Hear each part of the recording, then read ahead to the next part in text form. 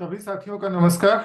मैं ज्ञानेंद्र आर्य मां संस्थान के द्वारा संचालित दैनिक चर्चा कार्यक्रम में आप सबका स्वागत करता हूं।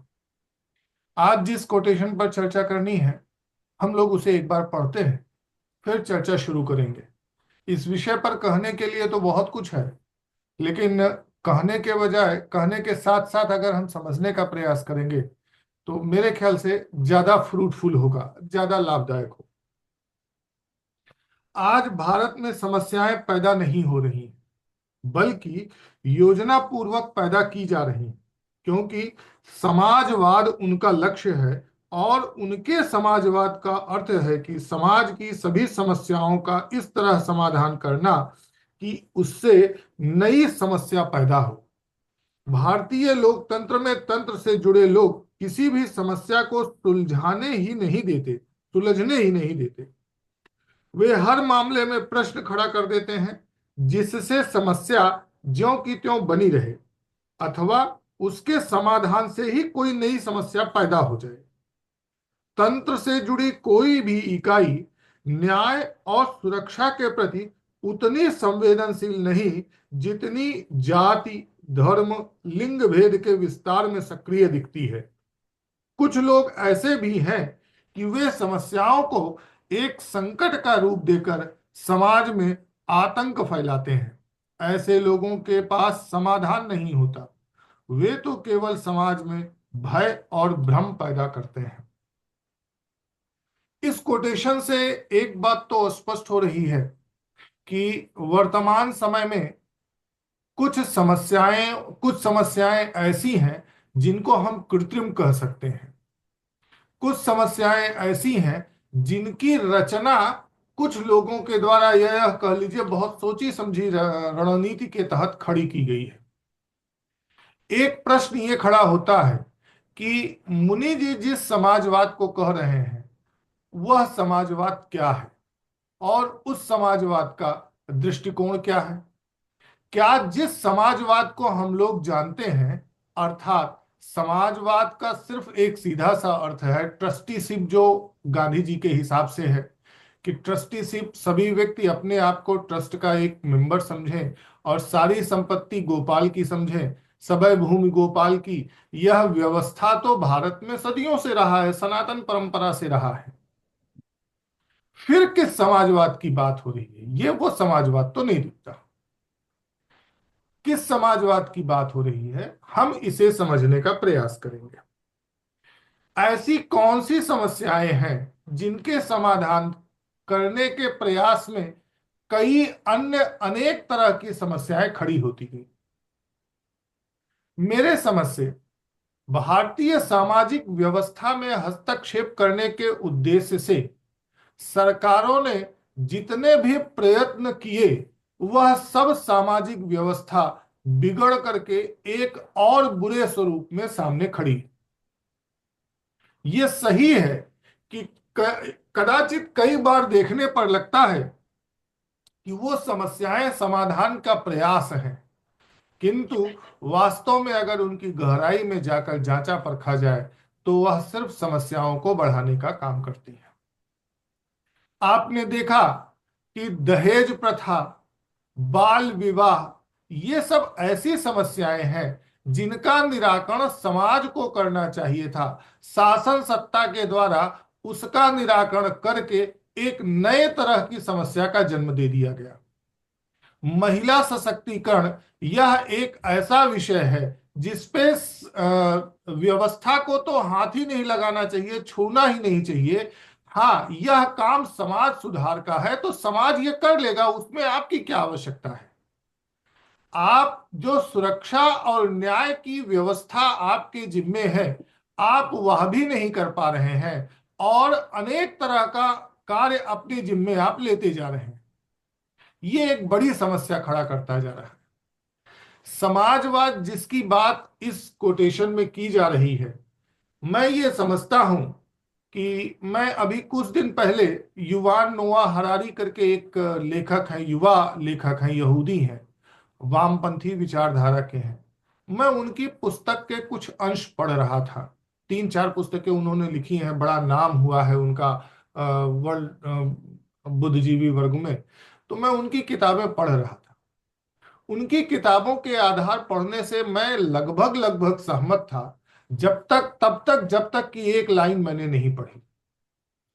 वो ये कह रहे थे व्यक्ति का जीवन प्राकृतिक जीवन जीना चाहिए। सभ्यता के नाम पे जो कुछ भी हो रहा है, व्यवस्था के नाम पे जो कुछ भी हो रहा है, वह सब सभ्यता का नाश कर रहा है। वह सब प्रकृति को नष्ट कर रहा है। मैंने जब इन तथ्यों की और गहराई से पड़ताल करी तो मुझे पता चला कि वह यह कह रहे हैं कि स्वार्थ एक खराब चीज है, निस्वार्थ होना चाहिए, और व्यक्ति को उस दशा में जाना चाहिए जिस दशा में प्राकृतिक जीवन होता है। उनके कथनानुसार कृणवंतो विश्वमार्यम एक फेक नैरेटिव है। सभ्यता एक गलत वस्तु है जिसने प्रकृति के संतुलन को बिगाड़ दिया है। यह सिर्फ उन्हीं की विचारधारा नहीं है। मैंने जितने भी वामपंथियों को देखा है, वह सामाजिक व्यवस्था में उस स्तर का हस्तक्षेप करना चाहते हैं जिस स्तर के बाद व्यक्ति के पास उनका कहना मानने के अलावा कोई विकल्प नहीं होता। यानी कि साधारणतः वह दो विरोधाभासी बातों को एक साथ अपने हाथ में लेकर चलते हैं और अपने अनुयायियों को या अपने मानने वालों के सामने दो विरोधाभासी बातें एक ही समय एक ही साथ कहते हैं। और निर्णय जब आप सामने वाले के विवेक पे इतना लोड डाल दे रहे हो, एक उदाहरण के तौर पे समझाया था कि कहा गया कि किसी भी व्यक्ति का कत्ल हराम है। किसी व्यक्ति का कत्ल करने वाला कभी भी जन्नत में नहीं जा सकता, दोखज में ही जाएगा। दूसरे ही लाइन में आकर कहते हैं कि काफिर जहां मिले वहीं कत्ल करो। अब एक कुरान मानने वाला मुसलमान, उसके पास हाथ में क्या है ये नहीं जानता, उसकी समझ क्या है ये उसको नहीं पता। उसको ये मालूम है किसी इंसान को मारना ठीक नहीं है, मुझे आग में, नरक की आग में जलना पड़ेगा। और दूसरी लाइन यह कहती है कि हर काफिर को मारो। करेगा क्या? तो वो वही करेगा जो उससे सत्ता की धुरी कराना चाहेगी। वास्तव में इसी सिद्धांत पर पूरा का पूरा वामपंथ, पूरा का पूरा समाजवादी, वर्तमान समाजवादी जो अपने आप को कहते हैं, वो पूरा का पूरा नैरेटिव इसी आधार पे खड़ा होता है। इसमें बहुत सावधान रहने की जरूरत है। समस्याओं का समाधान इस तरीके से मुनि जी एक बड़ा बढ़िया उदाहरण देते हैं। वह उदाहरण वास्तव में समसामयिक है। मैं प्रयास कर रहा था, मैं सोच रहा था कि वो उदाहरण ना दूं, कुछ दूसरा उदाहरण ढूंढूं, लेकिन मुझे वैसा उदाहरण मिला नहीं।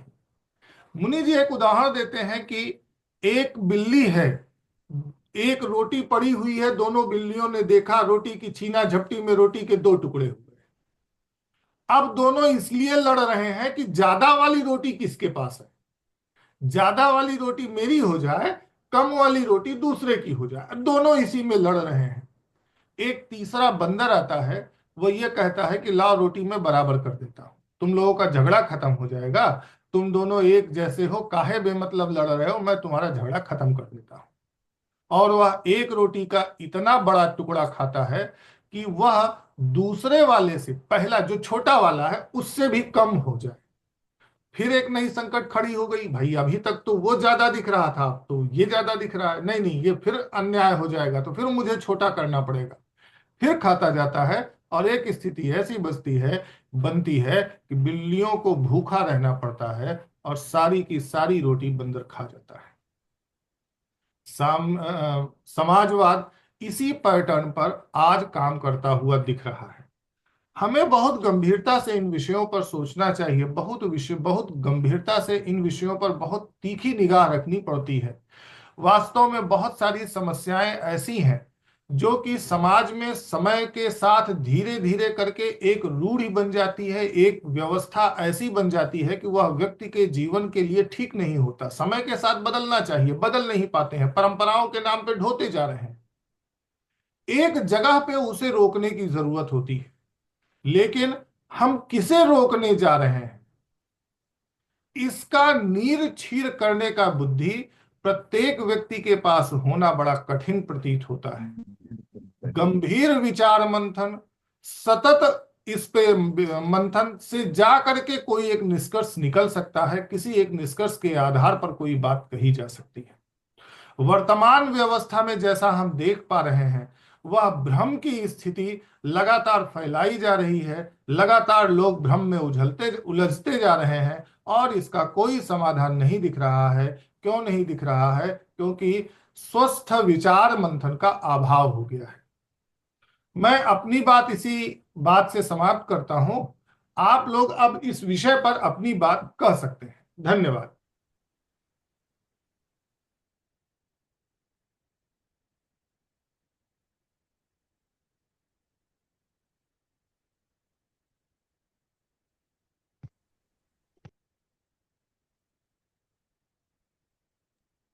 बताएं भाई साहब।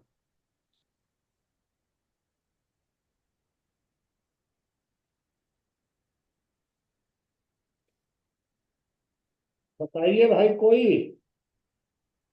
शुरू करिए।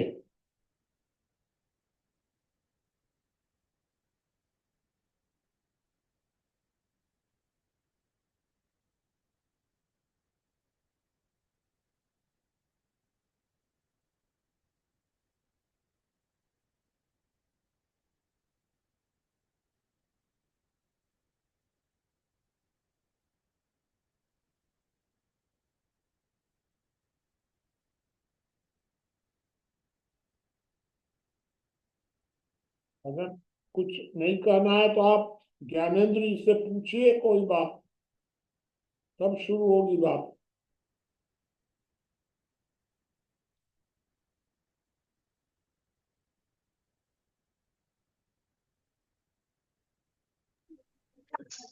ज्ञानेंद्र जी, मुझे ध्यान है कि 10 दिसंबर को पिछले साल इस विषय पर मेरी आपसे चर्चा हुई थी। तो आपने यही कहा था उस समय कि समस्याओं का समाधान इस तरह से करने का प्रयास किया गया है कि एक समस्या सुलझाओ तो 10 समस्याएं खड़ी हो जाती हैं। और उस समय में आर्टिकल हमारा जो 14 है और 16 है, और आर्टिकल 19 है और जो 21 है, जिसमें हम राइट टू प्राइवेसी और राइट टू रिकॉल की बात करते हैं, राइट टू इंफॉर्मेशन की। तो राइट टू प्राइवेसी एक तरफ दिया है, राइट टू इन्फॉर्मेशन एक तरफ दिया है, लेकिन ये नहीं पता कहाँ पर लागू होगा। इसके बारे में हम लोग बात कर रहे थे, इलेक्टोरल बॉन्ड के बारे में भी। और हमने अनुच्छेद 14 और 16 को देखा, जहाँ पे किंतु परंतु लगा करके परिभाषा बदल दी जाती है। पूरा का पूरा संविधान ही द्विअर्थीय दिखता है। न्यायपालिका कुछ और समीक्षा कर देती है, संसद कुछ और समीक्षा कर देती है। आप देखेंगे कि जो हमने केशवानंद भारती प्रकरण देखा, तो वहां पर भी 7 का निर्णय अलग रहा, 6 का निर्णय अलग रहा।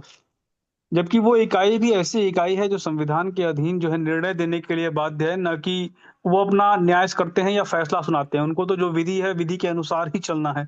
ऐसे में भी अगर अलग अलग फैसला आ रहा है, इसका मतलब ये है कि वो विधि को लेकर के ही संशय में है, या तो उसका अर्थ नहीं निकाल पा रहे हैं। तो ये जो समाजवाद देखते हैं, वास्तव में जो हम एक लाइन कहते हैं ना कि समाजवाद के नाम पर साम्यवादियों ने एक चोला ओढ़ा हुआ है। मैं कल पढ़ रहा था अंबेडकर वाङ्मय, उसमें वाङ्मय के जो प्रथम खंड है, उसमें लगभग मुझे ध्यान है जैसे 70 या 80 पेज नंबर के आसपास। वहां पर अंबेडकर ने इस पर बड़ी गंभीर चिंता व्यक्त की है कि जिनको हम जो समाजवादी देख रहे हैं, वो समाजवादी ना होकर के साम्यवादी ही हैं। जबकि वो स्वयं साम्यवाद की विचारधारा से और वर्ग संघर्ष से प्रभावित दिखाई देते हैं। यहाँ पर मुझे समझ का सब अपने बड़ा प्रश्न करना तो इनकी बैठक चल रही है, मैं अपनी आवाज तो जाहिर इनका करें। भारतीय समाज व्यवस्था है, वहां शुरू से ये कहकर के प्रचारित किया गया, महिला सशक्तिकरण की, महिलाएं तभी हैं, पिछड़ी हैं, महिलाएं देवी स्वरूप हैं। तो प्राचीन समय में देखते हैं तो अधिकार कम थे महिलाओं की, ये बात ठीक है, लेकिन कुछ क्षेत्रों में विशेष भी थे। वर्तमान में विशेष और समान दोनों एक साथ हो गए हैं। यही स्थिति हम समाज के अन्य वर्गों के साथ भी देखते हैं। उन्हें समान भी चाहिए और विशेष भी चाहिए। राज्य इसी का सहारा लेता है महिला सुरक्षा के लिए।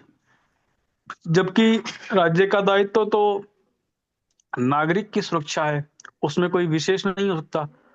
लेकिन वो नागरिक की सुरक्षा पर ध्यान ना दे करके अलग अलग वर्गों की सुरक्षा पर ध्यान देंगे, तो ऐसी परिस्थिति में जो है वर्ग संघर्ष होगा ही होगा। ये दहेज का ही ये जो उदाहरण दिया आपने, बिल्कुल है कि उसका सदुपयोग कम होता है, दुरुपयोग ज्यादा होता है। इसी प्रकार से हम अन्य व्यवस्थाओं में देखते हैं, आज SC ST एक्ट बना हुआ है। बनाया तो इसलिए गया था ताकि जो है वो किसी के साथ शोषण ना हो, किसी को किसी पीड़ित मतलब कोई दबा कुचला ना हो, उसका जो है शोषण ना हो या उसके साथ कोई अपमानजनक व्यवहार ना किया जाए। लेकिन उसका शोषण, उसका जो है देखते हैं हम कि उसका भी उल्टा प्रभाव पड़ जाता है। आधे से ज्यादा केस फर्जी निकलते हैं। तो अच्छा था कि अगर कोई किसी नागरिक के विरुद्ध अत्याचार करता है तो उसके लिए कानून बनना चाहिए था। इन्होंने नागरिक के विरुद्ध न बना करके बना दिया कि महिलाओं के विरुद्ध होगा, दलितों के विरुद्ध होगा, तो उसमें से आधे मामले फर्जी निकल जाते हैं। दहेज के मामलों में ऐसा ही है, आपने दहेज को कर दिया तो फिर एलिमनी के नाम पर देखिए, या फिर जो है एक तरह से प्रताड़ित करना, 498 है जो है सेक्शन लगा करके आप वो सुसाइड भी करना पड़ा है लोगों को। तो ये सारे के सारे जो व्यवस्था है, ये दुष्परिणाम इसी का है कि बहुत सोच समझकर कानून नहीं बनाए गए हैं। या फिर ये भी हो सकता है कि इतनी समझ ही ना हो। दोनों चीजें हो सकती हैं। पर मुझे लगता है कि ये षड्यंत्र अधिक हो सकता है, क्योंकि कम्युनिस्ट बुद्धिजीवी होते हैं और भारत भारत की शासन व्यवस्था में, भारत के संवैधानिक व्यवस्था में वर्ग संघर्ष को पैदा करने के लिए जो 8 आधार लिए गए हैं, तो ये सोच समझ करके किए गए हैं। जी धन्यवाद। बिल्कुल ठीक भाई साहब। मैं कुछ कहूँ ज्ञानेंद्र जी? जी भाई साहब जरूर। ये कुछ बात मुझे जो लगती है, जो मेरा दृष्टिकोण है, समस्याएं हैं समाज में, और जो हमारा सिस्टम है उसे इस प्लेटफॉर्म से जुड़ने के बाद मैं भली भांति समझा हूं कि हाँ, जैसा व्यवस्था का ढांचा है उससे समस्याएं उसका बाय प्रोडक्ट ही है एक प्रकार का। ये व्यवस्था इस्तेमाल में आती है तो इसके दुष्प्रभाव है जो हम अपने चारों तरफ देखते हैं। लेकिन इसका एक और मौलिक कारण भी मुझे समझ में आता है। वो ये है कि आधुनिक आदमी भी अगर व्यवस्थाओं से उसे आदमी को अलग रख दिया जाए और उसे कहा जाए कि भाई आप जियो, कोई व्यवस्था नहीं है, और बस एक ही है कि अगर आप कहीं कोई मारधाड़ करेंगे तो आपको रोक दिया जाएगा। किन आदमी की धारणा ऐसी बन गई है आम आदमी की कि उसे व्यवस्थाएं, सुविधा, भोग, जो भी कुछ चाहिए वो बिल्कुल आधुनिकतम चाहिए। हर एक जो अमेरिका में आज पैदा हो रहा है, जापान में आज बनाया जा रहा है, वो आपको यहाँ भारत में भी चाहिए। जो भारत में बन रहा है वो सऊदी अरब में एकदम चाहिए। लेकिन उसे जीवन जीना है बिल्कुल ऐसा जो भूमंडलीकरण की शर्तों की कसौटी पर खरा उतरता ही ना हो। भाई सुविधाएं अगर भूमंडलीकृत आधार पर भोगनी है तो जीवन भी भूमंडलीकृत आधार पर ही जीना होगा, नहीं तो परिस्थितियों का टकराव हो जाएगा और समस्याएं पैदा हो जाएंगी। उसके लिए जो सामाजिक परिस्थिति का अध्ययन नहीं करते हैं, नहीं समझते हैं, वे लोग कानून बनाएंगे और वे व्यवस्थाएं धराशायी हो जाएंगी थोड़े से समय के बाद ही, और उनका गलत परिणाम आएगा।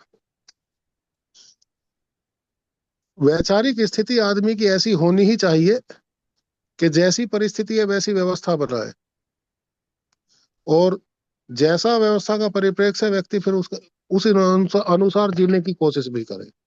अगर इन दोनों परिस्थितियों में कोई तालमेल नहीं होगा तो परिणाम गलत आएगा। वही परिणाम आ भी रहा है। कानून समाज की पृष्ठभूमि के अनुसार नहीं बनाए जाते। जातीय संरक्षण देना भारत की लोकतांत्रिक स्थिति की मजबूरी हो बन गई है। अब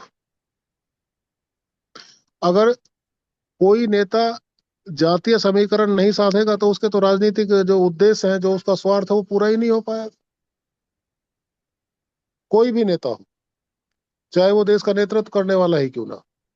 इस समय जो सरकार कर रही है उसके एक तरह का जो मानसिक स्थिति बन गई है, हर आदमी की ऐसी बन, इसके बाहर जाने के लिए ये व्यवस्था का ढांचा तोड़ा जाए, दोबारा बनाया जाए। मैं ये नहीं कहता कि नई बनने वाली व्यवस्था में कोई चुनौती नहीं हो सकती है, हो सकती है, लेकिन अगर हमें कहीं अगले स्टेप पर जाना है तो उसके लिए प्रयोग धर्मिता ही रास्ता है, दूसरा मुझे तो कोई नजर नहीं आता। अगर हम प्रयोग धर्मी नहीं है, व्यक्ति प्रयोग धर्मी नहीं है, निश्चित रूप से फिर वो परंपरागत व्यवस्थाओं में उलझेगा, तब तो बहुत ज्यादा उलझेगा जब उसे सुविधाएं नहीं चाहिए, जीवन पद्धति पुरानी चाहिए। इन बातों का कोई तालमेल नहीं। अब ये मुझे समझ में आया, कुछ आपकी बात सुनी, मैं थोड़ा देर में जुड़ा था, कुछ कोटेशन पढ़ी फिर मैंने, तो मैंने अपनी बात कही है उसके मुताबिक। ठीक बात है सर।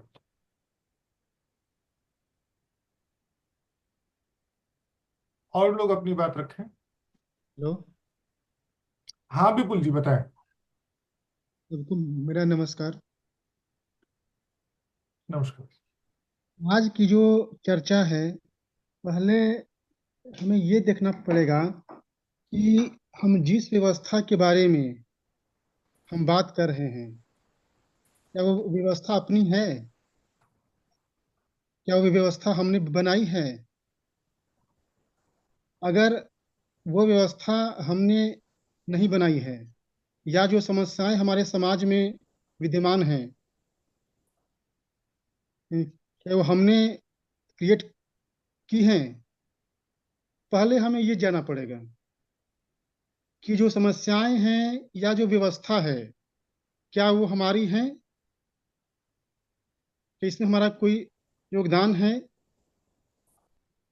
तब हम इस बात को हम आगे बढ़ा सकते हैं। अगर देखा जाए तो जो हमारा संविधान है, जो हमारा कानून व्यवस्था है, क्या वो भारतीय समाज, उसकी संस्कृति, उसके आचार विचार के अनुकूल है? क्या हमारा संविधान हमारे प्रथा परंपरा, हमारी मान्यताओं के अनुकूल है? उसका जवाब है नहीं, वो आपके अनुकूल नहीं है। अगर आपके पास गाड़ी ही खराब है तो आप कितना भी अच्छा ड्राइवर हायर कर लीजिए, रख लीजिए, उससे आपकी गाड़ी नहीं चलेगी। बात यहाँ पे यह है, अभी ब्रजेश जी ने एक बात कही, SC ST एक्ट, दहेज, अनुज, या और भी बाकी चीजों के बारे में। पहली बात तो ये कि जो कानून बनाए गए, क्या वो हमने बनाए या किसी दबाव में या किसी षड्यंत्र के तहत बनाए गए? उन्होंने ये भी कहा कि ये जानबूझकर किया गया या अनजाने में हुआ, या हो सकता है कि ये षड्यंत्र हो। मेरा मानना है कि ये एक षड्यंत्र है। अब मैं जो बात बोलने जा रहा हूँ, हो सकता है कि बहुत लोगों को बात अजीब लगे, या बहुत लोग उसके बारे में नहीं जानते हों, लेकिन मैं बात यहाँ बोल रहा हूँ। हमारा जो विश्व है, जो हमारी व्यवस्था है, भारत ही नहीं, पूरा विश्व है, वो एक जो गुप्त संगठन है, जो कुछ सीक्रेट ऑर्गेनाइजेशंस हैं, वो उनके इशारों पे काम करता है। जैसे इल्यूमिनाटी, फ्री एजेंस ऐसी संस्थाएं हैं जो देश की बड़ी बड़ी नेताओं को अपने इशारों पे चाहती हैं। मैं एक उदाहरण देता हूं। जब 2020 में कोविड आया, उस वक्त पूरे देश में लॉकडाउन कर दिया गया और सबको बोला गया कि तुमको वैक्सीन लेना ही है, तुमको वैक्सीन लेना ही है, और लोगों को मजबूर किया गया। अभी जो कुछ समाचार आते हैं कि किसी का हार्ट अटैक हो गया, या किसी का ब्लड क्लॉटिंग हो गया। तो इस तरह की जो जो रिपोर्टें आ रही हैं, तो अभी 2 दिन पहले की बात है, एक प्रोजेक्ट आ रहा है कि लोगों को ट्रेनिंग दी जाएगी कि जब हार्ट अटैक आए या कोई समस्या आए तो हम उसे कैसे निपटे। तो ये जो समस्या तो क्रिएट की गई, चाहे लॉकडाउन हो या वैक्सीनेशन ड्राइव हो, इसी तरह की और भी समस्याएं हैं जो कि क्रिएट की जाती हैं, और जब उसके बाद फिर वो समस्या का रूप ले लेती हैं, तो फिर उनसे निपटना मुश्किल हो जाता है। अब देखिए, एससी स्टेट की बात करते हैं।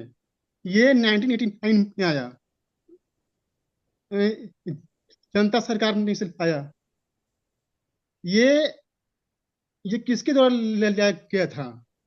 ये लाया गया था क्रिश्चियन मिशनरीज के दबाव में, और जो संगठन है उनके दबाव में। उसका एक ही मकसद था कि हम इस समाज को तोड़ देंगे। उसका परिणाम दिख रहा है। एक्स्ट्रा मैरिटल अफेयर, होमोसेक्सुअलिटी को मान्यता मिल गई। क्यों मिल गई? कोर्ट भी उसकी बात बोल रहा है। इसलिए बोल रहा है कि कहीं ना कहीं अदृश्य ताकतें हैं जो हमारी सरकारों को बाध्य करती हैं, चाहे वो सरकार कोई भी हो। यहां तक कि मैं कहूंगा, हरित क्रांति आई, दुग्ध क्रांति आई, उसके पीछे भी षड्यंत्र था। दुग्ध क्रांति के माध्यम से जो वर्ण संकर गायें हैं उनको हमारे यहाँ लाया गया, और जो देसी गोवंश थे उसको खत्म कर दिया गया। तो समस्या पैदा हुई ना। इसी तरह से आज से कुछ दिन पहले तक डॉक्टर बोलते थे कि घी मत खाओ, रिफाइंड खाओ।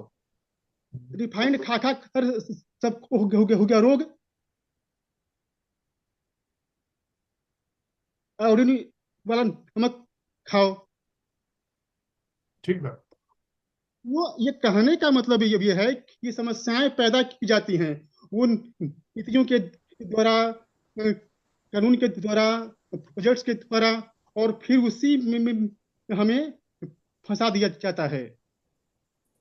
तो समस्या ये है कि कि जो ताकतें हैं वो हम पे अदृश्य रूप से राज करती हैं, हमें हमें रेगुलेट करती हैं। तो फिर हमें इस पे विचार करना पड़ेगा। धन्यवाद। ठीक बात। और कोई भाई अपनी बात रखे?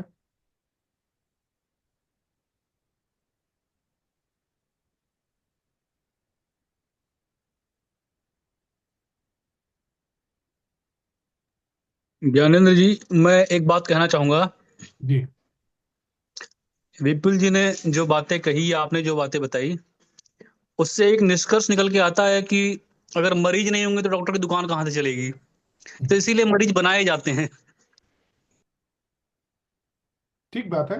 ये मैंने कुछ पॉइंट्स पहले लिखे थे लेकिन उसको मैं शामिल नहीं कर पाया था अपने वक्तव्य में। एक था व्यवस्था का केंद्रीयकरण भी ये सामाजिक समस्याओं का ये बिगड़ने का बड़ा कारण है।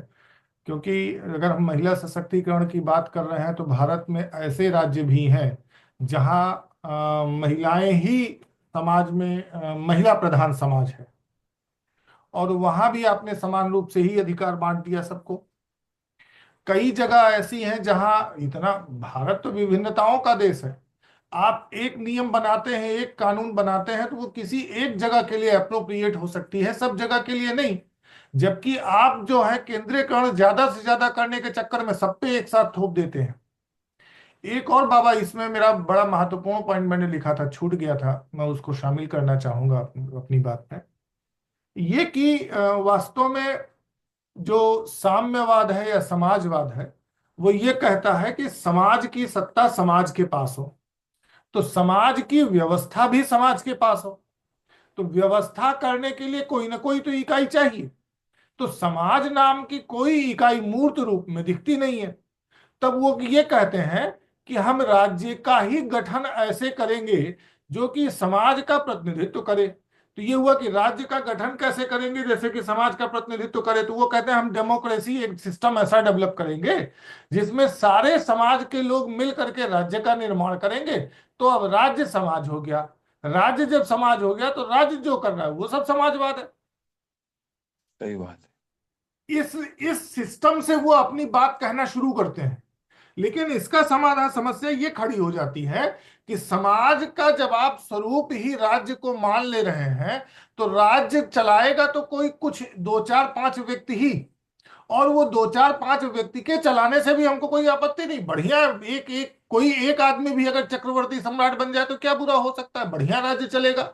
लेकिन समस्या ये खड़ी होती है कि वहां भी आपने इतनी भ्रमपूर्ण स्थिति बना रखी है कि संविधान जिसके अनुसार व्यवस्था को चलना है, आपने व्यवस्था को ही अधिकार दे दिया कि वह संविधान संशोधन भी कर लेगा।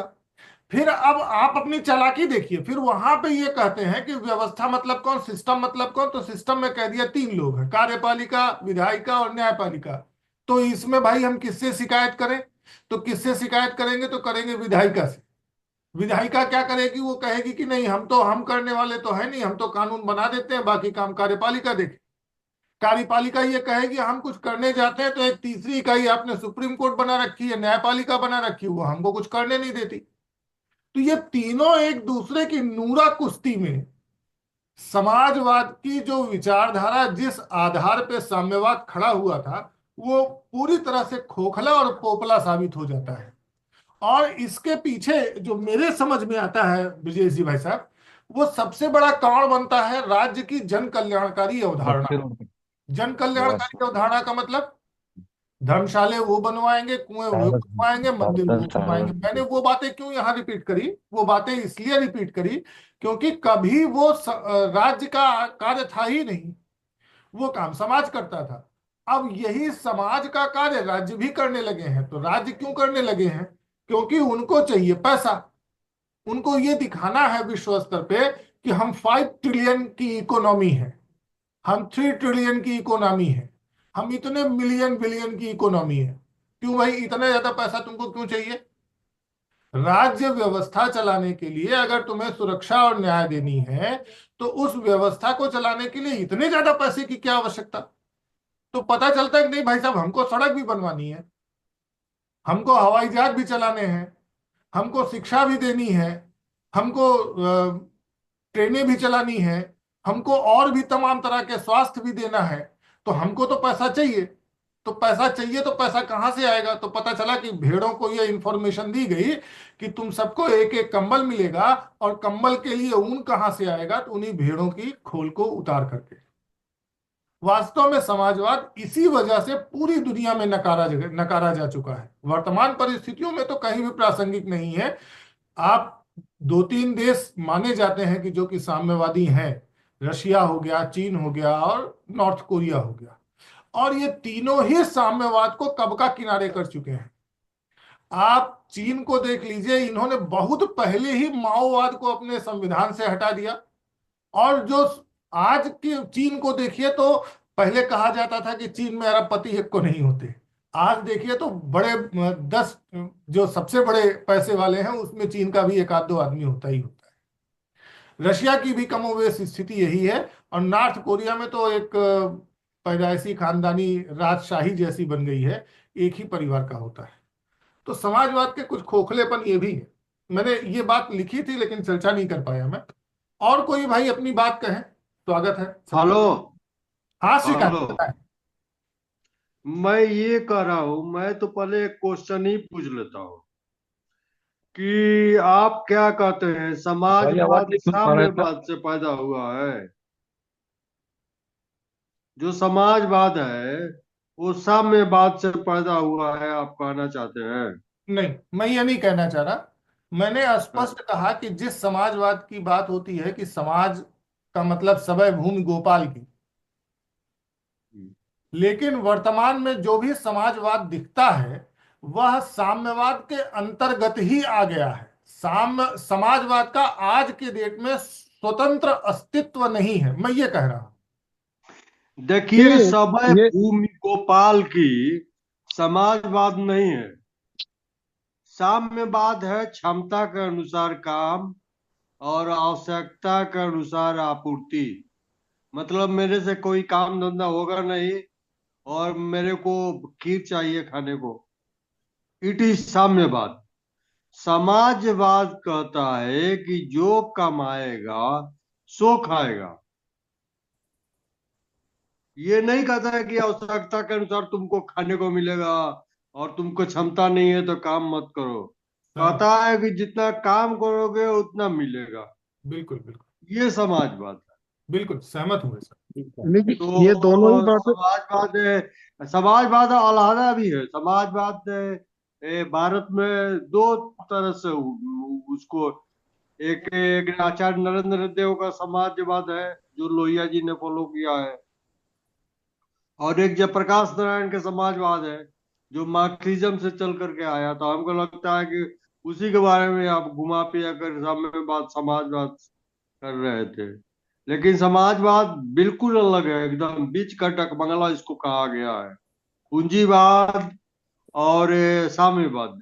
साम्यवादी भी आता है तो उसी डक बंगला में रुकता है, और पूंजीवादी भी आता है तो उसी डक बंगला में रहता है। मतलब वो डाक बंगला उसको कहा गया है, जो कमाएगा सो खाएगा। सीधा सा उसका फॉर्मूला चलिए, और बताइए। है। वेलफेयर ये तो बात वेलफेयर तो वेलफेयर तो गवर्नमेंट का कमल सिंह उज्जैन कमिटमेंट ही से। है। वेलफेयर को ही लेकर के तो गवर्नमेंट है। जी जी श्रीकांत जी, कमल सिंह जी कुछ कहना चाह रहे हैं। कमल सिंह जी एक मिनट, नरेंद्र जी कुछ कहना चाह रहे थे। नरेंद्र जी नहीं आप बस बात कर। नहीं नहीं कोई बात नहीं, मेरी कोई बात नहीं थी, मेरी तो इतने बात थी कि हाँ ये बात इनकी श्रीकांत जी ने तो दोनों कही है, अभी ठीक है पढ़ाई जाती है, लेकिन एक भ्रम दुनिया में ये भी फैलाया गया है और हमारी टेक्स्ट बुकों में पढ़ाया जाता है कि आधुनिक समाजवाद का जन्मदाता कार्ल मार्क्स है। ठीक। ये धीरे धीरे ये संस्कार बन गया है हम्म, कि समाजवाद को डिफाइन ही मार्क्स ने किया है। इस बुराई का भी तो कुछ अगर इलाज सोचा जाना चाहिए। जी। नहीं नहीं नरेंद्र सिंह जी, ऐसा है कि आप ये ठीक कह रहे हैं, अब आप और जो नरेंद्र कह जी रहा मत है वो बोलिएगा। गलत नहीं कह रहा है। सुनिए, तो वो नरेंद्र जी मत बोलिएगा साम्यवाद अभी। है ना, वो मार्क्सिस्ट सोशलिज्म एक अलग है। एक स्पिरिचुअल सोशलिज्म जो लोहिया जी का सोशलिज्म है, और जयप्रकाश नारायण का जो सोशलिज्म है, यही दोनों में अंतर हो जाता है। जयप्रकाश नारायण मार्क्सिस्ट सोशलिस्ट है। ये है देश को खोजते हैं, राम का बिना जूता का जो पैदल चलते हैं वो देखते हैं, नंगे बदन देखते हैं राम का, भरत मिलाप देखते हैं वो सोशलिज्म में। ठीक बात। तो ये आप कह रहे हैं ठीक ही, वो एक पार्ट है। पूरा ठीक। टोटल टोटल सोशलिज्म वो नहीं है। ठीक है। कमल सिंह जी की बात ले ले भाई साहब। हाँ, ले लीजिए कमल सिंह जी। हाँ, हाँ कमल सिंह लीजिए जी सुनिए। बताइए। हाँ, जैसे आप बोल रहे हैं न्यायपालिका, कार्यपालिका, विधायिका, इन्होंने समाज को जकड़ रखा है, तो इनसे अपन मुक्त कैसे होंगे? इस पे तो अपन विचार कर रहे हैं जभी से। जी जी जी। इनसे मुक्त, जैसे आपने बोला कि दहेज प्रथा है, ये है, तो ये तो अच्छी बात है, होना चाहिए, इनसे मुक्ति होना चाहिए। 90%, 95% मतलब झूठे ही केस चल रहे हैं कोर्ट में। मतलब मैंने अपराध किया ही नहीं, मैं उज्जैन में हूँ और गांव में मेरे खिलाफ यदि कोई रिपोर्ट डाल देगी कि आपने बलात्कार किया, तो उसको तो एक हथियार बना लिया और मेरे को तो जेल में डाल दिया। और गांव के 101% लोग कह रहे कि इस दिन ये रात में गांव में था ही नहीं। तो ये तो अच्छी बात है, गांव पंचायत को अधिकार अधीन में मिले और गांव का फैसला गांव में हो जाए तो बहुत ज्यादा अच्छा रहेगा वो तो। लेकिन ये कैसे करेंगे? अपन नेता लोग तो कर ही नहीं पा रहे हैं ना। ये तो बोल रहे हैं कि आप इस राजनीति में घुसो ना, फिर आप सफाई करो। जैसे केजरीवाल ने गलत किया और जन लोकपाल पास ही नहीं किया, उनके रास्ता ही भटक गया, उनको कोई मतलब नहीं जनता से। उसके बाद बस बात ही खत्म। पहले तो संविधान संविधान अलग बनाएंगे ने, तो अपन क्या करेंगे? किससे लड़ेंगे अपन? मतलब कहाँ पे अपना प्रश्न रखेंगे? न्यायालय में चलेंगे? कहाँ चलेंगे तो ये अपना गांव को अधिकार मिलेगा?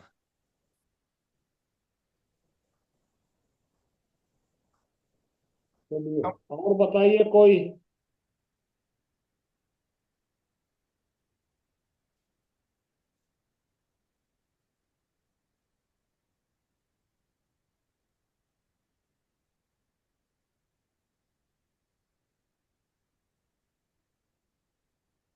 बताइए भाई साहब।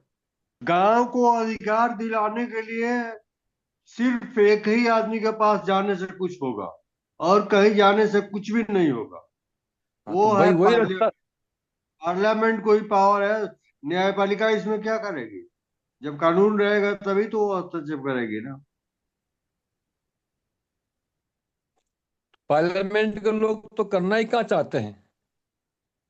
वो गांव को क्यों अधिकार देंगे, मतलब वो तो वही चल रहे हैं ना, 29 अधिकार फिर कैसे मिलेंगे अपने को? यूं यही लोग करेंगे नहीं तो फिर क्या करेंगे अपन, किसके सामने रोएंगे?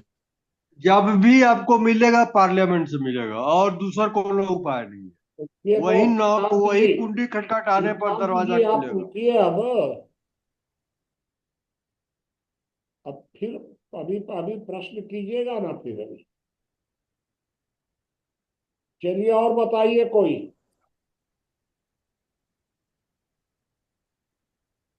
हाँ मोहन बाबू बोले। सभी अपने आदरणीय साथियों का सम्मान और अभिवादन है। सबने अपनी अपनी महत्वपूर्ण बातों को साझा किया। आज का जो विषय रखा है समस्या, समस्याएं जो हैं वो समाज में जिस प्रकार से अन्य सभी परिस्थितियों की आवश्यकता है, स्थितियों की आवश्यकता है, उसी प्रकार के से समस्या भी एक समाज का जो है अंग है, भाग है। और उसी समस्या के निदान में चाहे राजनीति से हो या आर्थिक से हो या सामाजिक से हो या धार्मिक से हो, उन समस्याओं का समाधान करने का प्रयास सभी लोग, सभी संस्थाएं, संगठन अपने अपने तरीका से करते हैं। लेकिन जो इन सभी पर अपना वर्चस्व बना करके तंत्र और राजनीति जो है वो अपना हित और अपना तंत्र पर बने रहने का सूत्र जो है वो इन्हीं समस्याओं में देखता है। और इसीलिए जो है वो योजनाबद्ध तरीके से समाज में समस्याओं का या समस्याओं को उत्पन्न करता है और उन समस्याओं को जब वो समाधान का प्रयास करता है तो उससे एक और नई समस्या पैदा करता है, या उस समस्याओं के समाधान में इतना लंबा समय लगाता है, वो समस्या का समाधान नहीं करके उसको उलझा के रख देता है। और कभी अगर उन समस्याओं का समाधान भी करता है तो इस प्रकार से करता है कि उस समस्या से समाज में ऐसा भय का वातावरण बनता है, त्रसादी का वातावरण बनता है कि वो जैसा सोचते हैं उनके पक्ष में ही काम होता है। अब जहां तक इस कोटेशन में समाजवाद की भी बात आई है तो हम देखते हैं कि हम जो जैसा समझते हैं, हमको अनुभव है कि समाजवाद जो है वो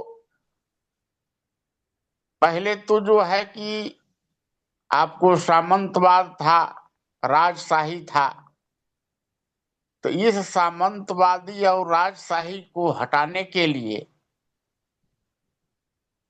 साम्यवाद उत्पन्न हुआ, साम्यवाद का प्रादुर्भाव हुआ, जिसमें कि सर्वहारा वर्ग, मजदूर और श्रमिक वर्ग का जो है वर्चस्व हो, बाकी सब जो है समाप्त हो जाए, और जो भी जिस प्रकार का काम करता है उसको उस प्रकार से उसकी सेवा का उसको पारितोषिक मिलना चाहिए। लेकिन इन्होंने समाज में तानाशाह को, सामंतों को, राजशाहियों को तो समाप्त कर दिया उग्र रूप पकड़कर, लेकिन फिर वो व्यवस्था को कैसे चलाएंगे इसका उनके पास कोई सूत्र नहीं रहा। तो जो भी एक ग्रुप था ऊपर का, वो ग्रुप जो है इस व्यवस्था का संचालन करने लगा, और आखिरी में जाकर के कहने का साम्यवाद है, लेकिन वो तानाशाह की तरफ मुड़ गया। दूसरी तरफ जो था पाश्चात्य के तरफ, जो मशीन का युग आया और बुद्धिजीवियों का आविष्कार का युग आया, तो पूंजीवादी परंपरा को जन्म दिया।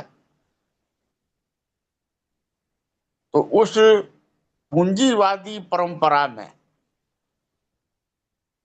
जितना भी तंत्र की व्यवस्था था उस पर सारा पूंजीपतियों का जो है अधिकार हो गया। जिस प्रकार से पूंजीपति चलाना चाहते थे वैसा चलता था। तो सारी संपत्ति जो है पूंजीपतियों के पास चली गई, आर्थिक विषमता बहुत ज्यादा हो गया। तो ये दोनों का जो बीच का जो मार्ग है वो लोकतंत्र में भारत में जो है वो एक समाजवाद का परंपरा चला, जिसमें कि पूंजीपतियों का भी स्थान रहेगा, उद्योग का भी स्थान रहेगा, और उस पर सरकार का कुछ अंकुश रहेगा, और उस अंकुश से सरकार उनसे कुछ लेकर के, और नीचे जो है जो मजदूर हैं, किसान हैं, श्रमजीवी श्रमिक हैं, उनको भी उसके भाग में से कुछ दे करके और बैलेंस करने का प्रयास किया जाएगा, जिसको कि समाजवाद के नाम से हमको जो समझ में है वो इस प्रकार की व्यवस्था बनी। लेकिन जो कोटेशन में है कि एक समस्या से दूसरी समस्या पैदा करके समाज में भय का वातावरण करना, जिसे अब कभी कभी हम लोग देखते हैं कि जब सरकार जो है किसी चीज में उलझ जाता है, समस्या में, तो देखिएगा कि कभी कभी जो है ये भय का वातावरण बनाएगा कि पाकिस्तान तरफ से बहुत आक्रमण की संभावना है, और जो है देश में इस प्रकार का राष्ट्रीय भावना जागृत करेगा, और बॉर्डर पर कई प्रकार के आपको दिखा करके दिखेगा कि अभी तो बहुत भयानक समस्या है विदेश में भाई, इसलिए सब कोई शांत हो जाओ जिससे है। और उस समस्या से सुरक्षा जो है फलाना पार्टी ही दिला सकता है, तो उसी को भाई समर्थन कीजिए। कभी कभी पूर्व में आप समाज में देखे हैं कि किसी एक पक्ष को अपने तरफ करने के लिए मंदिर है तो उसमें गाय कटवा कर उसका मुंडी जैसे रखवा दिए, और सुबह जो है तो अपना एक पक्ष जो है देख करके और क्रांति का, भय का, दंगा फसाद का वातावरण बना दिए। अब जब दंगा फसाद का वातावरण बनाते एक योजनाबद्ध तरीके से एक जो है सो समस्या खड़ा कर दिए, दूसरे तरफ मस्जिद में भी कुछ करवा देंगे कटवा करके, उधर से भी हो गया। अब इसको समाधान के लिए वो अपना निकल पड़े, जिसे है पूरे शहर में और पूरे समुदाय में भय का वातावरण बन जाता है।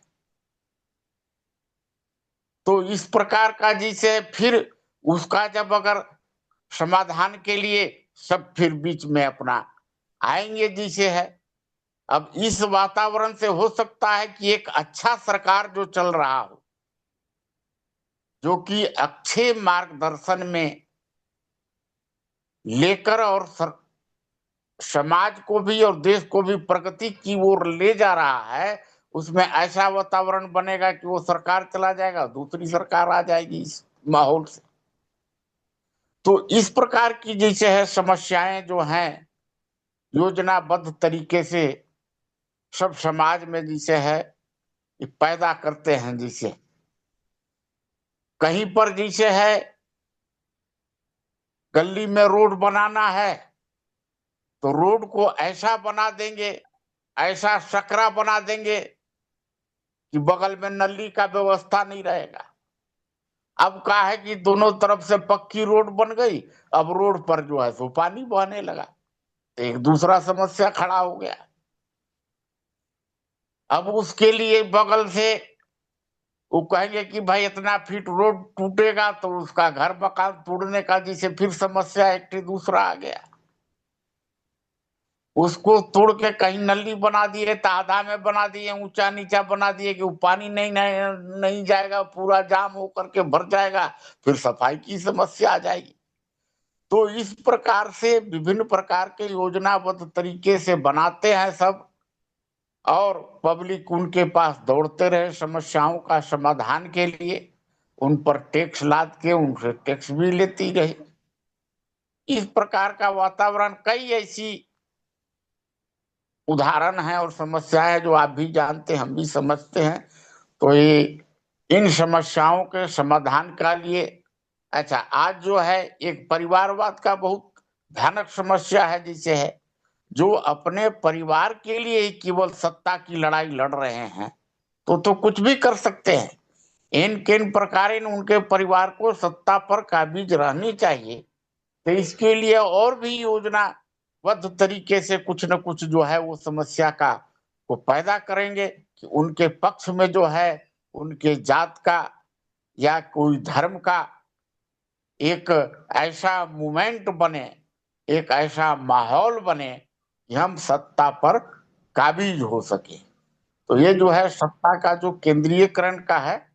और मैं अपनी बात को यही विराम देता हूं, और साथी जो हैं इस पर बहुत विस्तृत विषय है ये, और इस पर विस्तृत चर्चा होगा, सब बताएंगे। धन्यवाद। कुछ वैद्यराज जी कहना चाह रहे थे, बीच में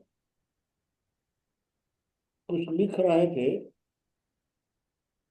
चलिए जाओ, फिर आएंगे तब। और कोई किसी को कुछ? बाबा नमस्कार। जी नमस्कार भाई, बताइए। बाबा आज का विषय ये है, इसको अगर इसके बारे में चर्चा किया जाए तो लोग नमस्ते सभी अपने जीवन साथियों में के लिए। परिवार के बीच कैसे रहा जाए, इस चीज पे जो है आदमी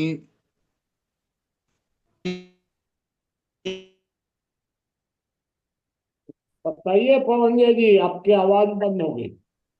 हाँ बाबा, तो जो आज की चर्चा है इसको समझते हुए लोग अपना पारिवारिक जीवन, सामाजिक जीवन को खुशहाल कर सकते हैं। हमारी एक संस्कृति रही कि हम व्यक्ति के ऊपर भरोसा करते थे, उनकी कहे हुए बातों पे भरोसा करते थे। और जो नई संस्कृति है अंग्रेजों के आने के बाद, उसमें इन चीजों का कोई स्थान रह नहीं गया। आज जो है धीरे धीरे हम सब हो रहे हैं, इस चीज को जान रहे हैं कि जो चीज रिटर्न में हो, संवैधानिक रूप से जो मान्य हो, उसी को मानकर ही हमें आगे बढ़ना चाहिए। और ज्यादातर लोग आजकल उस चीज को अपना रहे हैं अपने जीवन में। वोट देते समय किसी घटना का उदाहरण देकर, किसी व्यक्ति को अच्छा बुरा दिखा करके, किसी भविष्य का डर दिखा करके, किसी वाद का के प्रति द्वेष या प्रेम दिखा करके वोट लेने की संस्कृति है, जबकि हम लोगों को यह समझना चाहिए कि आप क्या काम करोगे, आप वह चीज बताओ और उसको नियम में कैसे लाओगे कि अगर आप ना भी बनो प्रधानमंत्री मुख्यमंत्री तब भी वह चीजें स्वीकार हों। बजरंग मुनि अगर ना भी जो चीजें कह रहे हैं अगर उनको लागू करने के लिए बजरंग मुनि ना हो फिर भी वह चीजें लागू हों और सामाजिक रूप से वो हितकारी हों, वह नियमबद्ध हों। इस चीजों को ध्यान देना चाहिए। घटना या व्यक्ति या बात से अपने आप को मोटिवेट नहीं होने देना चाहिए। किसी व्यक्ति के अगर पीछे चलने लगेंगे तो आप पीछे रह जाएंगे। हमेशा यह देखिए, जो इस्लाम की अवधारणा सिखाती है लोगों को कि आप जो है मुद्दे को देखिए, व्यक्तिवाद को एकदम से घटा देती है इस्लाम। उस चीज को मानना चाहिए। और जब हम मुद्दे पर देखेंगे कि मुद्दा कौन सा सही है कौन सा गलत है और इस पे किसने कौन सा काम किया, इस मुद्दे पे किस व्यक्ति ने क्या काम किया है या उसने इस पे क्या नियम बना दिया है कि जिससे यह कार्य होगा ही होगा, तो हम चीजों को समझ पाएंगे। समस्याओं का डर दिखा करके या समस्या बता करके सत्ता हस्तांतरण जो है यह एक गलत रीति चल रही है समाज में।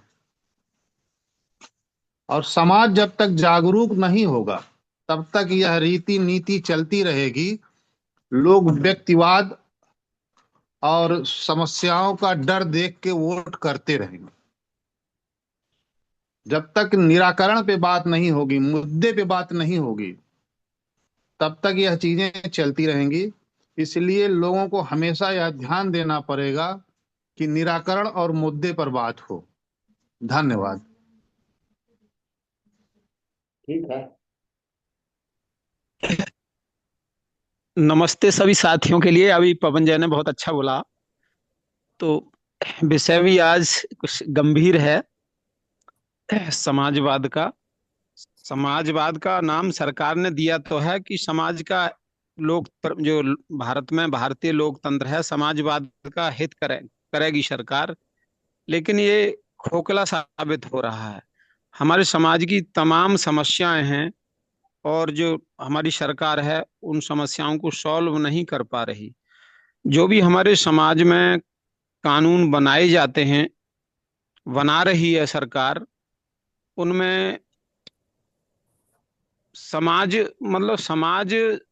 तो उन कानूनों को पालन करता है, लेकिन कुछ ऐसे भी कानून हैं जो समाज पर नाजायज थोपे जा रहे हैं। सरकार जबरदस्ती उनको पालन करवाना चाहती है, हमारी जो समाज व्यवस्था है। लेकिन समाज की कुछ परिस्थितियां हैं, मजबूरन होकर हमारे समाज के व्यक्ति जो है वो उनको पालन करते हैं, कुछ उनका उल्लंघन भी करते हैं। उल्लंघन भी करते हैं तो प्रशासन उनको एक सख्ती से दबाता है, चाहे वो विभाग, पुलिस का विभाग हो या अन्य कोई विभाग। दूसरी बात, हमारा समाज आगे नहीं बढ़ पा रहा।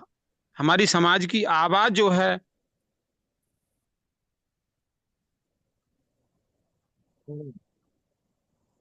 सही में आपकी आवाज आगे नहीं बढ़ पा रही है।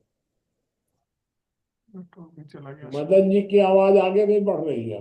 हाँ, आप बताइए। अब आ रही है मुनि जी आवाज? अभी आ रही है। हाँ, तो हमारी जो समाज की आवाज है, आवाज है, कुछ अधिकारी वर्ग या पुलिस वर्ग अगर कोई समस्या है समाज की तो उसको दबाया जाता है। राजनेता हैं, अगर कोई गांव में, समाज में या गांव में कोई झगड़ा हो जाता है तो राजनेता उसका फैसला नहीं करते। एक पार्टी से मतलब आप जो जिससे वोट मिलता है नेताओं को, उस पार्टी से कहते हैं कि हम आपके साथ हैं, उन दूसरी पार्टी को हम ऐसा। चलिए फिर अब, चलिए अब मैं आपको बता दूं थोड़ा सा। आज बड़ी अच्छी नेटवर्क की बात कहा प्रॉब्लम है मदन ने। मुझे। बाबा आपकी बाबा आवाज आज नहीं मदन आ ने बड़ा रही है अच्छा बात मुझे। कहा। चलिए एक बार और try नेटवर्क की प्रॉब्लम है। हाँ हाँ, आप मदन जी कोई बात नहीं, आप तो नेटवर्क एक पर रहकर तरह बात करिए, से पूरी मीटिंग का माहौल आपको खराब हो टाइम जाता है। देंगे अभी। अभी फिर दोबारा टाइम देंगे, आप नेटवर्क में आइए तब फिर तक। टाइम देंगे आपको। हाँ बाबा बताएं। ठीक है, ठीक है। देखिए, दो ही प्राकृतिक इकाइयां हैं, व्यक्ति और समाज। बाकी सारी इकाइयां जो हैं वो व्यवस्था की इकाइयां हैं, प्राकृतिक नहीं है। व्यक्ति कई प्रकार के होते हैं, व्यक्ति का कोई भाग नहीं होता है। व्यक्ति सबसे अंतिम इकाई है, सबसे नीचे। व्यक्ति के नीचे कुछ नहीं होता है फिर। तो व्यक्ति के प्रकार हो सकते हैं, भाग नहीं हो सकते हैं। समाज सबसे ऊपर की इकाई है, सबसे ऊपर। समाज के भाग हो सकते हैं, प्रकार हो ही नहीं सकते। जो भी लोग समाज कई प्रकार के होते हैं कहते हैं, वो सब गलत है एकदम। उनको कुछ समाज के बारे में, समाज की परिभाषा ही नहीं मालूम है। क्योंकि समाज तो होता है सर्व व्यक्ति समूह, व्यक्ति समूह नहीं होता है समाज। ये मैंने आपको बताया कि समाज के भाग होते हैं, प्रकार नहीं होते हैं। अब प्रश्न खड़ा होता है कि समाजवाद शब्द इतना समाज में मान्य कैसे हो गया, प्रचलित कैसे हो गया। सच बात यह है कि भाई दुनिया में जो भी शब्द बहुत सर्वमान्य होता है, उस शब्द की नकल होती है। धर्म की नकल हुई, धर्म का अर्थ बदल दिया गया। और भी कई शब्द हैं ऐसे। तो चलिए, जिस तरह धर्म का अर्थ बदला गया, उसी तरह समाजवाद का अर्थ बदला गया। समाजवाद का वास्तविक अर्थ होता है समाज सर्वोच्च। ये था समाजवाद पहले। लेकिन समाजवाद की परिभाषा बदल करके और एक नई परिभाषा आ गई, जिस पर कि हम लोग अभी चर्चा कर रहे हैं। इसमें समाज सर्वोच्च नहीं है। अब साम्यवाद और समाजवाद में क्या अंतर है, जो मैं समझा कि जो समाजवाद है, साम्यवाद, साम्यवाद में लोकतंत्र भी नहीं होता है। अर्थात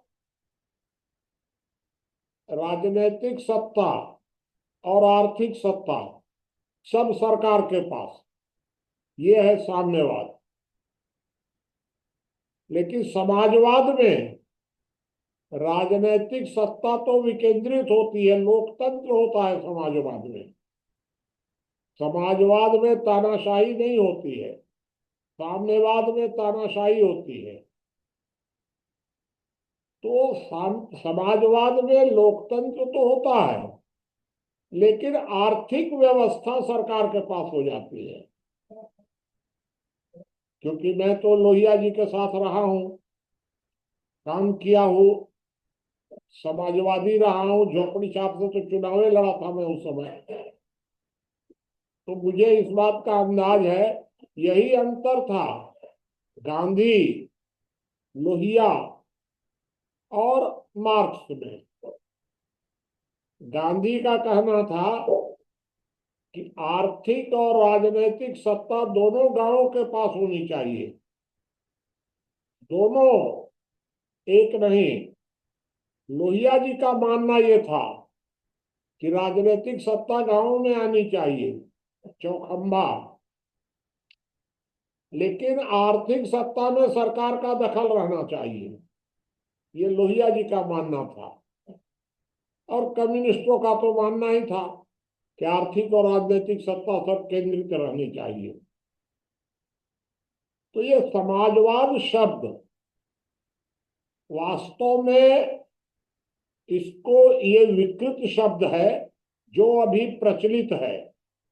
वास्तव में इसीलिए हम लोग समाजवाद शब्द को अब उपयोग नहीं कर रहे हैं, बल्कि भ्रम दूर करने के लिए हम लोगों ने कहा समाजीकरण। समाजीकरण कोई शब्द था नहीं पहले,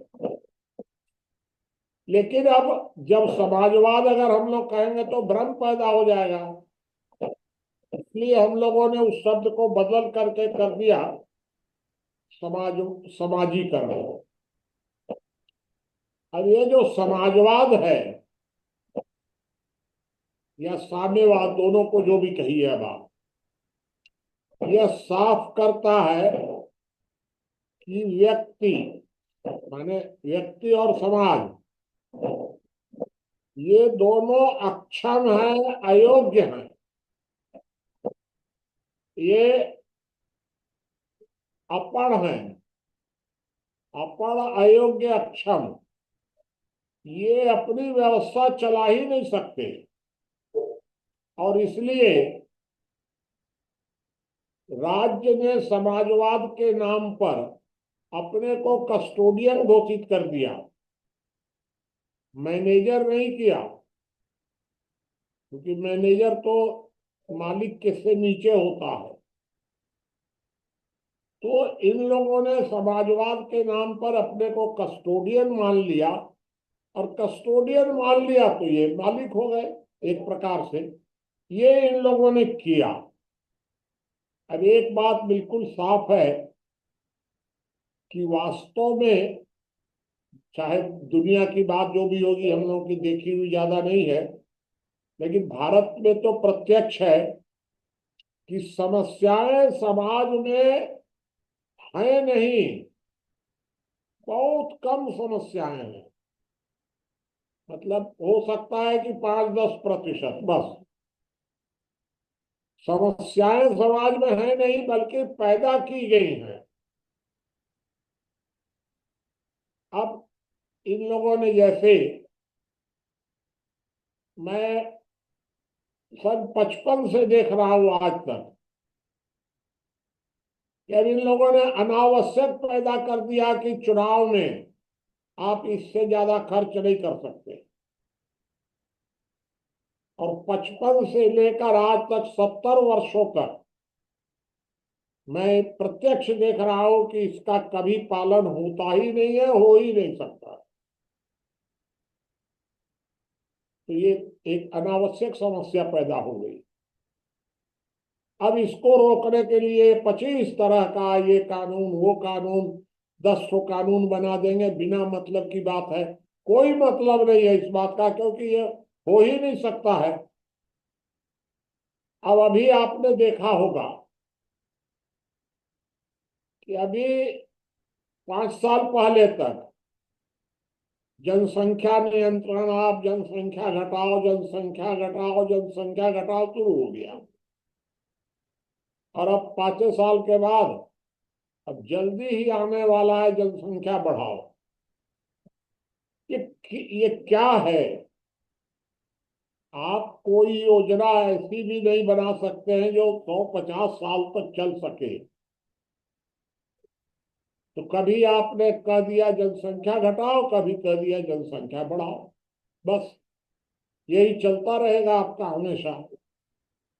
कभी आप कह देंगे कि यूरिया का उपयोग करो, तो फिर कभी कह देंगे कि नहीं, यूरिया का उपयोग मत करो। फटाफट नीतियां,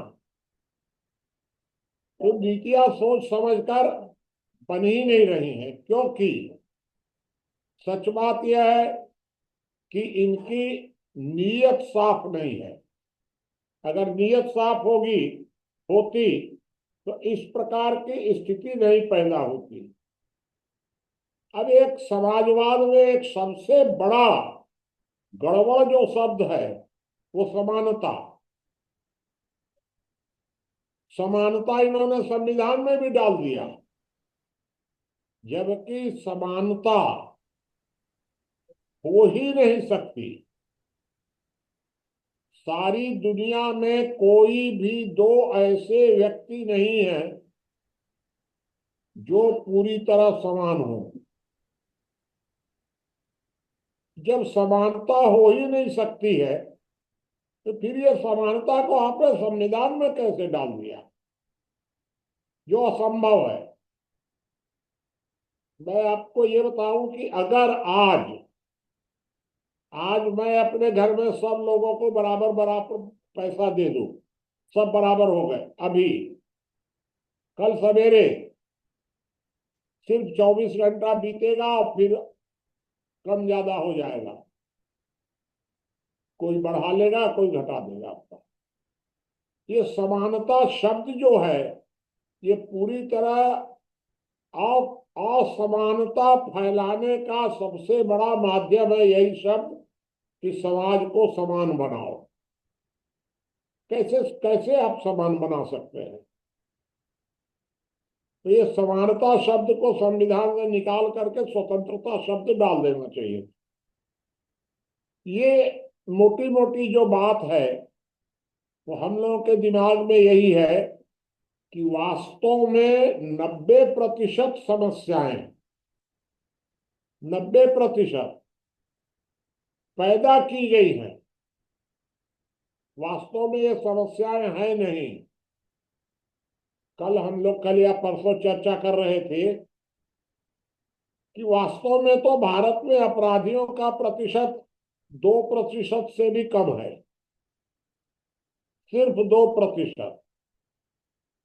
और अगर आप अभी सर्वे करेंगे अपराधियों का तो आपको लगेगा कि 99.9% अपराधी है। कोई आदमी अपने को कह ही नहीं सकता है कि हम अपराधी नहीं हैं, क्योंकि अपराध की परिभाषा इन लोगों ने बदल दी। तो ये सिर्फ अपराध की परिभाषा नहीं बदले हैं, हर चीज की परिभाषा बदल दी है। अभी अभी मैं 15 दिन पहले पढ़ रहा था कि एक विदेशी दंपति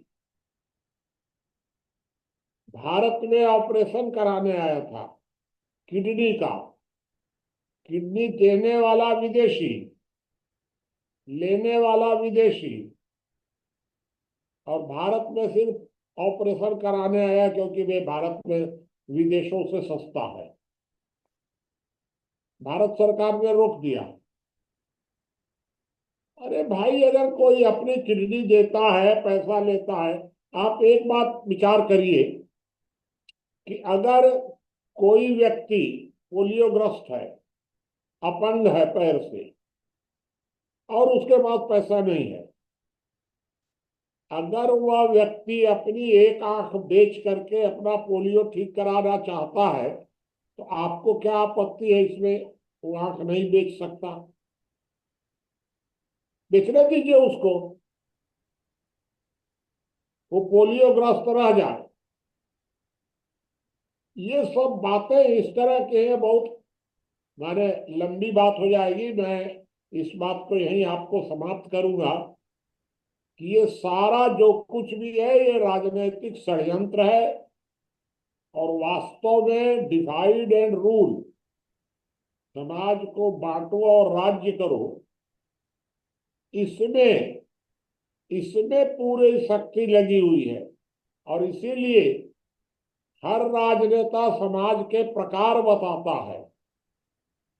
समाज कई प्रकार का होता है, वास्तव में समाज का प्रकार होता ही नहीं है बिल्कुल। ये मैंने आपको बताया। अब आप कुछ प्रश्न करेंगे या कोई बात और कहना चाहेंगे तो आप बताइए। प्रश्न भी कर सकते हैं, बोल भी सकते हैं।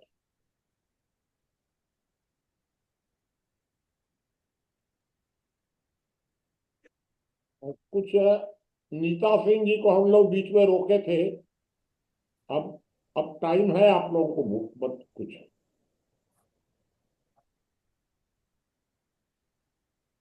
जी मुनि जी, मेरी पूरी बात ना हो सकी, मेरा मोबाइल कुछ गड़ो खराब सा हो गया, इसलिए मैं इस मतलब इसी में बोल रहा हूँ।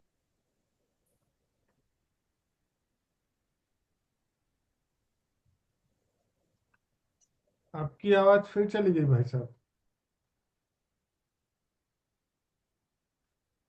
ये तो नहीं करते हैं, इसका समाधान तो बताना पड़ेगा ना। हाँ, समाधान बताइए। ये बात तो सही है कि नेता नहीं करते।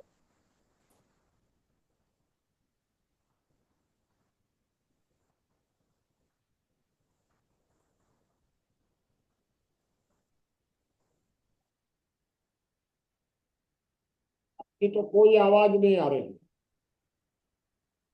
आपकी आवाज नहीं आ रही है।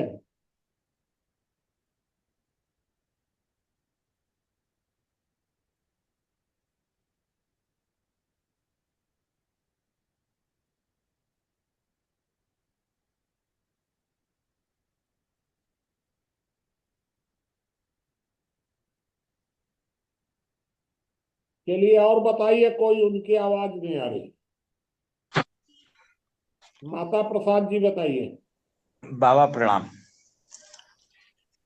बाबा मेरे हिसाब से तो इसमें सबसे बड़ा काम जो है, अगर हमारी समझदार हमारे जो नेतृत्व करता है वो समझदार हो जाएं और स्वार्थ को छोड़ दें। अगर वो अपने कर्तव्य को सर्वोपरि मानेंगे तो समाज में कोई समस्या होने का सवाल ही पैदा नहीं होता है। क्योंकि ये सारा करा धरा जो है वो हमारे नेतृत्वकर्ताओं का है। क्योंकि नेतृत्व जब तक ठीक नहीं होगा, इनकी साठगांठ उद्योगपतियों से है, और उद्योगपतियों से है तो ये स्वार्थ सिद्धि कहाँ से होती है? क्योंकि चुनाव इनको कौन लड़वाता है? चुनाव तो पूरा खर्चा उद्योगपति उठाते हैं। जब चुनाव का खर्चा उद्योगपति उठाएंगे तो वो अपने लाभ के लिए नियम बनवाएंगे। जनता के हितों का ख्याल कौन रखेगा? समाज का ख्याल कौन रखेगा? समाज को एक यूनिटी में बांध कर रखने का काम कौन करेगा? उसके दुख दर्द में कौन शरीक होगा? केवल एक भाषा का प्रयोग करते हैं और भावनाओं का दोहन करते हैं समाज की। उसमें भी न्याय प्रणाली हमारी शामिल हो जाती है, तो तंत्र तंत्र भी शामिल हो गया, विधायिका शामिल हो ही गई है, बाद बाकी राज करने वाले हैं उद्योगपति। हमारे यहाँ प्रत्यक्ष रूप से तो दिखता है कि नेता राज कर रहे हैं, हमारे समाज के सेवक हैं, चौकीदार हैं, लेकिन क्या है वो अपनी बात वो सदन में रख सकते हैं क्या? वो जनता के अपने भावनाएं जो है वो व्यक्त उनको अपनी भावनाएं व्यक्त करने का भी अधिकार नहीं है, क्योंकि उसमें पार्टी आड़े आती है। पार्टी का एक मेमोरेंडम होता है, समाज को दिखाने के लिए कुछ होता है। तो सबसे बड़ी बात तो ये है, क्योंकि नीयत खराब होती है तो दिखाते कुछ है और करते कुछ है। जब तक हमारी नीयत ठीक नहीं होगी तब तक हम कुछ भी कर लें, कैसा भी समाजवाद बना लें, कि उसकी समाज में सौहार्द होने की परिकल्पना कर ही नहीं सकते हैं, क्योंकि सारा खेल तो नीयत का है। इतिहास तो हमें यही बताता है। अगर हमारे यहाँ किसी का दखलंदाजी हुई है, जैसे इस्लाम ही आया बाहर से, तो क्यों आया? क्योंकि हमारे बीच में ही कुछ स्वार्थी तत्व थे, कुछ आस्तीन के सांप थे, जिन्होंने आस्तीन में रहने के बाद भी जिसकी आस्तीन थी उसी को काटा। तो समस्या बाबा हमारे बीच में जो स्वार्थी तत्व छुपे हुए हैं, जो भोग की लालसा रखते हैं, जिनके अंदर त्याग की भावना है ही नहीं, तन समर्पित मन समर्पित और यह जीवन समर्पित, ये केवल कवियों के लिए है बाबा। ये केवल जो आम जनता है, जो भावुक लोग हैं, भावना प्रधान लोग हैं, केवल उनके लिए है। जो धूर्त है वो इसी चीज का लाभ उठाते हैं। अब इन धूर्तों से कैसे निपटा जाए, ये एक सबसे बड़ी समस्या है। इनकी चेतना को कैसे जागृत किया जाए कि भाई तुम भी तो कुछ अपना समर्पित करके देखो भारत माता को। जितने भी राष्ट्र की बात करते हैं वो निहायत ही गद्दार हैं। उसका एक उदाहरण हम बाबा और देते हैं।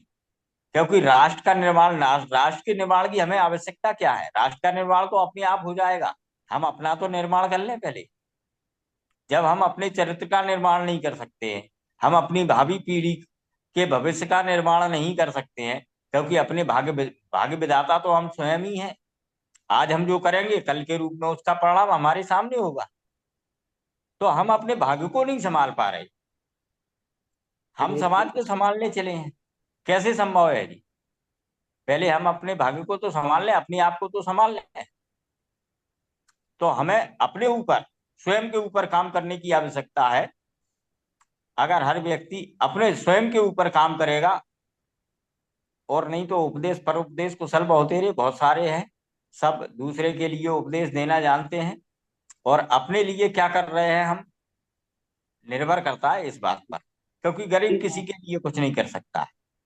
ठीक है, कोई प्रश्न बताइए आप लोग, आप प्रश्नोत्तर। बाबा एक सवाल हमारा आपसे है। हाँ, ज्ञात इतिहास में अकबर ने नियम बनाए थे समाज के लिए और शासन व्यवस्था, जिसमें समाज को सहूलियत मिली थी, और उन नियमों के तहत मुगल वंश का नाश हो गया। दूसरी व्यवस्था में हम लेटेस्ट में ये देखते हैं कि मनमोहन सिंह ने नियम बनाया जिसके सूचना का अधिकार से जो है उनके ऊपर इतने एलिगेशन लगे उनके सरकार के मंत्रियों पे कि कांग्रेस खत्म हो गई। तीसरा चीज जो है, अखिलेश यादव ने जो सबसे बड़ी अव्यवस्था थी कानून व्यवस्था, उसके लिए इन्होंने नियम बनाया कि 100 नंबर और एम्बुलेंस, दो चीजों को पब्लिक तक पहुंचा दिया, जिससे समाज को सहूलियत तो हो गई लेकिन इनका खात्मा हो गया। तो क्या वैसे शासक जो अच्छे नियम बनाते हैं, क्या उनके बर्बादी का कारण वही हो जाता है? जनता तो इस बात को लिए कभी इनको श्रेय ही नहीं देती, अधिकांश जनता। ठीक है, और बताइए किसी का कोई प्रश्न हो तो।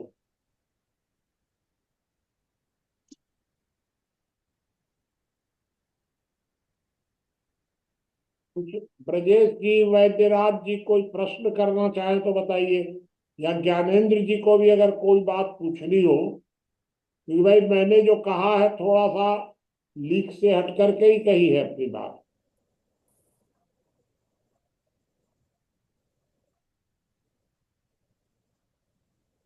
कुछ नरेंद्र जी को पूछना हो बताइए। नहीं मुनि जी, मुझे इस समय कुछ नहीं पूछना है। दरअसल में थोड़ी सी जो स्थिति है मैंने समझ के अपनी बात कही थी। ठीक है,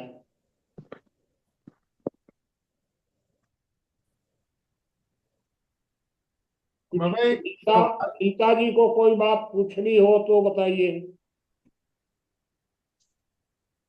एक सवाल बाबा ये खड़ा होता है हाँ, कि जैसे मोहन बाबू अपने चर्चा में कह रहे थे कि सड़क बन रहा है तो फिर उसकी इस वजह से समस्याएं खड़ी हो रही हैं, पानी आने जाने का, या गाड़ियां चल रही हैं तो फिर उसकी वजह से समस्या हो रही है, मोबाइल का भी विकास हुआ।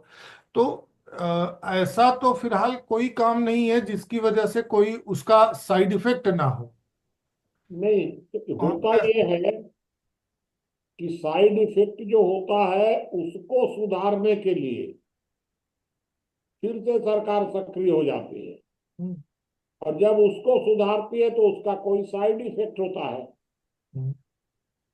ये साइड इफेक्ट पहले से सोच लिया जाए कि भाई ये इससे साइड इफेक्ट होगा होगा, लेकिन आप साइड इफेक्ट के लिए माने नए नए नए नए बदलाव करते रहते हैं बिना मतलब के।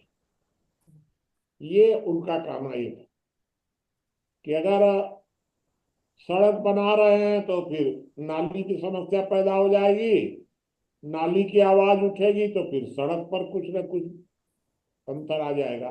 बस जैसे मैं आपको केवल एक घटना बता दूं कि हम लोग के रामानुजगंज में बैरियर था और बैरियर पर टैक्स वसूली होती थी।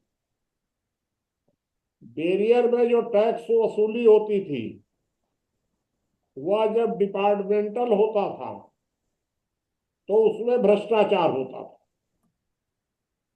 डिपार्टमेंटल वसूली में। और जब ठेकेदार को दिया जाता था तो अत्याचार होता था। अब 70 वर्ष बीत गए, कभी अत्याचार के नाम पर सरकारी चालू हो गया। नगर पालिका की बात मैं बता रहा हूं, नगर पालिका कि अत्याचार बहुत हो रहा है, चलिए सरकारी वसूली होगी। फिर 2 साल 4 साल 5 साल सरकारी वसूली हुआ, भ्रष्टाचार बहुत हो रहा है, फिर ठेका दे दो। और 70 साल तो हो गया, न भ्रष्टाचार खत्म हुआ न अत्याचार खत्म हुआ। क्योंकि ये दोनों तो आखिर कहीं ना कहीं तो दोनों जुड़े हुए हैं। ये होगा तो इसका भ्रष्टाचार होगा, ये होगा तो अत्याचार होगा। ये मैं आपको एक उदाहरण दे दिया केवल। बाबा एक प्रश्न है, हाँ बताइए। क्या हमारी व्यवस्था कोई ऐसे तंत्र का निर्माण नहीं कर सकती है जो केवल यही बात सोचे कि कौन किस काम को करने का क्रम क्या रहेगा? 10 काम हैं तो किस काम को, जैसे रोड बनता है, अब पानी की पाइपलाइन डलती है तो पहले रोड बन जाता, फिर रोड को खोदी जाती है, फिर पानी की लाइन डलती है, फिर वो भी होगा, जैसे उसकी मरम्मत होती है, उसके बाद में फिर टेलीकॉम कंपनी रोड को मैं आपको खोदती है। बता देता हूं। इसीलिए हम लोगों ने तय किया है कि सरकार को करने की जरूरत ही क्या है। आप जी दे जी दीजिए, बाबा। दे दीजिए सड़क बनाने का काम स्थानीय इकाई को, उसको बनाना हो बनावे, तोड़ना हो तोड़े, जो करना है पैसा उनको देना है, पैसा सरकार से कोई मतलब ही नहीं है। तो अगर आप ये सब काम नीचे दे देंगे तो सरकार की कोई झंझट ही नहीं रहेगी। फिर जब तक आप अकेंद्रीयकरण नहीं करेंगे तब तक यह समस्या खत्म नहीं होगी। तो बाबा इसका क्या उपाय है इसका उपाय यही अकेंद्रीकरण? है कि अकेंद्रीकरण की मांग होनी चाहिए, मतलब लोक स्वराज्य की। ग्राम सभाओं को, अब तो हम लोग तो परिवार कह रहे हैं, परिवारों को आर्थिक और राजनीतिक सारे अधिकार आप दे दीजिए, परिवार को तय करने दीजिए अपनी सारी व्यवस्था। जी जी बाबा। कोई, क्योंकि परिणाम तो परिवार भोगेगा। हम लोग के घरों में तो बार बार बदलाव नहीं होता है।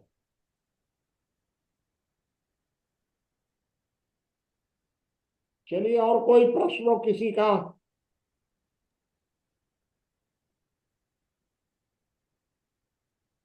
चलिए ज्ञानेंद्र जी, आप पूछ करके देखिए। जी, किसी भाई को कोई प्रश्न हो तो कर लें, अन्यथा मीटिंग समाप्त करेंगे, समय पूरा हो चुका है। भाई साहब मेरे सवाल का जवाब नहीं आया। ये आपके सवाल का जवाब है, ये नहीं है तो आएगा? अगर जवाब होता तब ना। आज चलिए ठीक। आपके गुरिल्ला युद्ध में हम लोग आज पराजित रहे। आप सभी का बहुत बहुत आभार। कल फिर नए विषय के साथ जुड़ेंगे। धन्यवाद।